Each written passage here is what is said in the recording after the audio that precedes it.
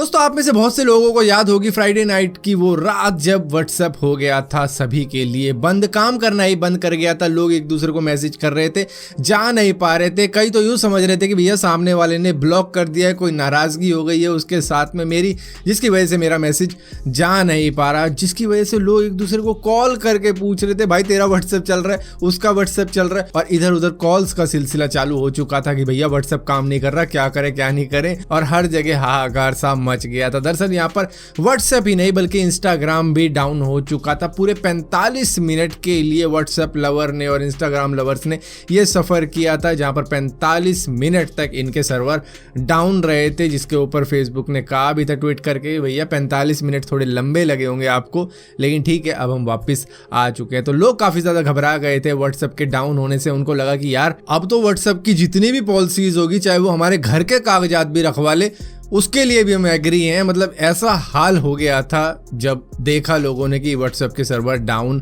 हो गए हैं। और सर्वर डाउन तो बहुत बाद में पता लगा था, उससे पहले तो वो यही सोच रहे थे कि सामने वाले ने मुझे ब्लॉक कर दिया है और उसको SMS करके मना रहे थे। दोस्तों जब तक डोनाल्ड ट्रंप का राज रहा, उन्होंने चाइनीज कंपनियों को ठीक तरीके से जीने नहीं दिया चाइना के अंदर, और जाते जाते भी शाओमी को एक झटका दे ही गए थे। यहाँ पर देखो, हुआवे ले लो, SMIC ले लो, या फिर टिकटॉक ले लो, उनके भी पीछे पड़ चुके थे, लेकिन टिकटॉक किसी तरीके से सर्वाइव कर गया। उन्होंने तो डील भी कर दी थी, लेकिन जैसे ही जो बाइडेन आए, इन्होंने कहा कि हमारी डील विल सब कैंसिल हो जाती है, अब जो बाइडेन संभालेंगे हमको, और इसी तरीके से शाओमी भी बच गया यहाँ पर। लेकिन अब चाइना का भी थोड़ा सा पलटवार सामने आया है। उन्होंने टेस्ला की कार्स को बैन कर दिया है मिलिट्री फैसिलिटीज के अंदर यूज करने से। उन्होंने कहा है कि भैया इसके अंदर लगे हुए कई सारे कैमरे, और ये स्पाई कर सकते हैं हमारी मिलिट्री मूवमेंट की तरफ, या फिर जो भी मिलिट्री के कामकाज होते हैं उससे ये काफ़ी ज़्यादा चीज़ें कर सकते हैं स्पाई करके। तो वो सारी चीज़ें ना हो, इस वजह से हम टेस्ला को मिलिट्री फैसिलिटीज़ के अंदर से पूरी तरीके से बैन करते हैं। तो चाइना के अंदर कोई भी मिलिट्री पर्सन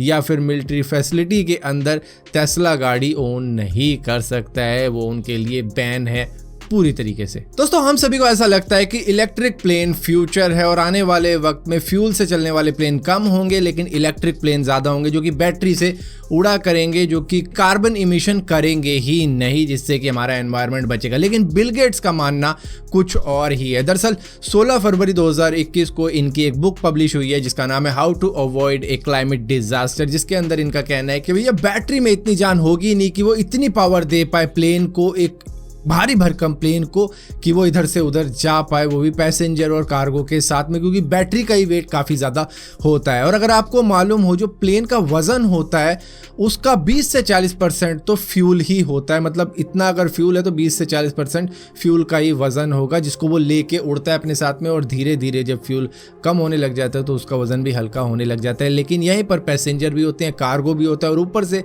अगर आप उसमें बैटरी लगा देते हो, तो अगर आपको मालूम हो, कार की बैटरी देख लो कितनी ज़्यादा भारी होती है, और इलेक्ट्रिक व्हीकल की भी बैटरी काफ़ी ज़्यादा भारी होती है। तो किस तरीके से बनाओगे वो प्लेन जो कि इतनी भारी भरकम बैटरीज को लेके चले, क्योंकि उनका वज़न 35 टाइम ज़्यादा होगा इस फ्यूल के वजन से। तो अगर इस चीज़ को अवॉइड करना है, जो कार्बन इमिशन है, तो उसके लिए हमें कुछ और ही बनाना पड़ेगा, जैसे कि जेट फ्यूल का रिप्लेसमेंट करना पड़ेगा, या तो इलेक्ट्रो फ्यूल के साथ में या फिर एडवांस बायोफ्यूल के साथ में, तब जाके ही यहाँ पर बात बन सकती है। वरना बैटरी से प्लेन को चलाना है तो बैटरी को काफ़ी ज़्यादा हल्का करना पड़ेगा, क्योंकि बैटरी का वज़न बहुत ज़्यादा है किसी भी प्लेन को उड़ाने के लिए, वो भी उतनी एनर्जी दे के कि जिससे कि वो सेम डिस्टेंस ट्रेवल कर पाए जो कि फ्यूल से किया जाता है। दोस्तों Taiwan basic computer manufacturer company है जिसका नाम है एसर, जिसके लैपटॉप भी आप में से बहुत से लोग यूज़ कर रहे होंगे इस वक्त में। तो आपको जानकर हैरानी हो जाएगी कि इनके ऊपर रैंसमवेयर अटैक हुआ है। जो इनका एक नेटवर्क है उनके ऊपर हुआ है, जहां पर रैंसमवेयर अटैक करने वालों ने, जो कि एक गैंग है the R evil ransomware gang, जो कि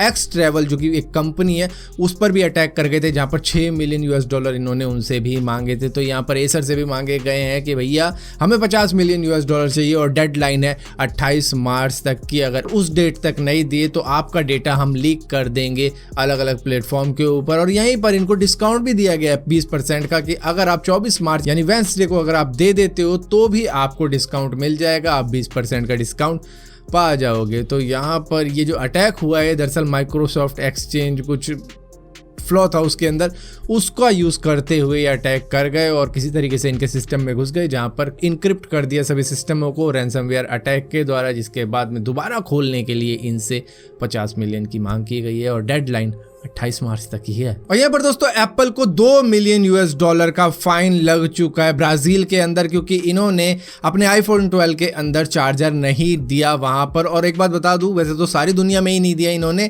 लेकिन यहाँ का जो कंज्यूमर प्रोटेक्शन लॉ और इंस्टीट्यूशन वगैरह है वो बहुत ज़्यादा सॉलिड है, अपने कंज्यूमर का काफ़ी ज़्यादा ख्याल रखते हैं, जिसकी वजह से यहाँ पर $2 मिलियन का फाइन लग गया है एप्पल के ऊपर। हालांकि एप्पल का कहना है कि भैया इस $2 मिलियन के फाइन के बदले में हमने 2 million metric ton carbon emission को रोका है, चार्जर वगैरह ना दे के अपने कंज्यूमर वगैरह को, और इसी के साथ साथ ये 4.5 लाख कारों का पोल्यूशन होता है जो कि रुका है चार्जर ना देने की वजह से। लेकिन एक बात कहना चाहूँगा भाई, पैसे तो फिर भी ले रहे हो ना, जिसके पास में नहीं था पहले आईफोन वो भी तो चार्जर ले ही रहा है आपसे, और उसके भी पैसे आप कमा रहे हो, तो आप कमा तो इनडायरेक्टली वहाँ से भी रहे हो। तो ये तो खैर कहने वाली बातें हैं, लेकिन एक छोटा सा चार्जर देना चाहिए था बंदों को, एटलीस्ट वो चार्ज तो कर लेते अपना फ़ोन। नया फ़ोन लेके घर में आया लेकिन चार्ज करने के लिए उसके पास कुछ है ही नहीं। और यहीं पर LG इलेक्ट्रॉनिक्स ने मोबाइल कम्युनिकेशन का जो उनका मतलब मोबाइल वगैरह बनाने का जो काम था वो शायद बंद करने का फैसला कर दिया। एक ऐसी रिपोर्ट सामने आ रही है कि जहां पर वो अब आने वाले वक्त में मोबाइल का बिजनेस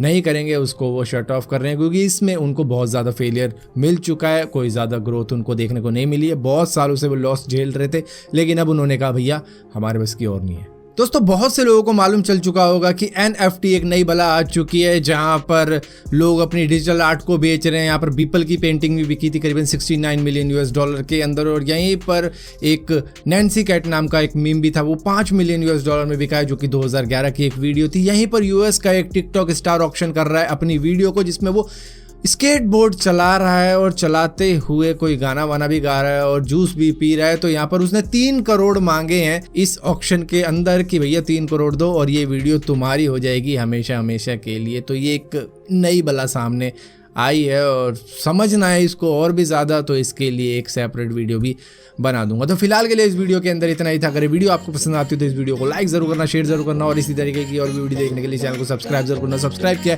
तो बेल का आइकॉन जरूर दबाना, वरना आपको मालूम नहीं चलेगा मैंने कोई वीडियो डाली भी है।